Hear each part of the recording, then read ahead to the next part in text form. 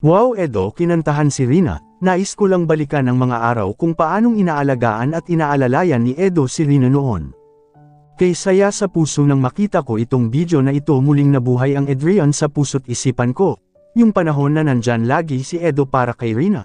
Yung panahon na ipinapasyal ni Edo si Rina, yung malawak pa ang pangunawa niya kay Rina. Ngunit nagbago bigla dahil lang sa isang dahilan na sumusobra na daw ang ibang mga viewers. Na gusto daw ng ibang mga viewers ay higit pa sa kapatid ang ituring niya kay Rina, samantalang bunsong kapatid lang naman ang turing ni Edo kay Rina, kaya humantong sa isang pagpaalamanan nila ni Edo at Rina. At doon marami ang umiyak na lungkot dahil sa nabuwag bigla ang tambalang Adrian.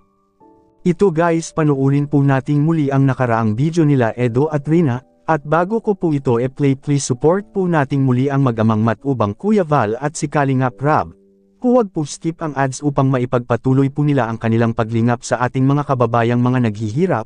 At kung bago ka pa po sa munti kong tahanan, paki-subscribe naman po at paki-like na din po sa video kong ito. Maraming salamat po. Makikita po natin sa video na napaka-sweet ni Rina sa Kuya Edo niya.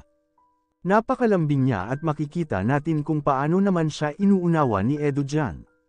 Na kahit hinihila niya si Kuya Edo niya ay talagang sumusunod lang din si Edo, kahit niyayapos pa siya ni Rina ay talagang inuunawa niya ito. Kasi wala namang mali siya itong pagyapos ni Rina sa kanya. Dahil bilang magkuya lang naman talaga ang kanilang turingan sa isa't isa. Dahil sabik din si Rina ng pagmamahal ng isang kuya. Kaya unang kita pa lang nila Edo noon ay magaan na ang loob ni Rina para kay Edo.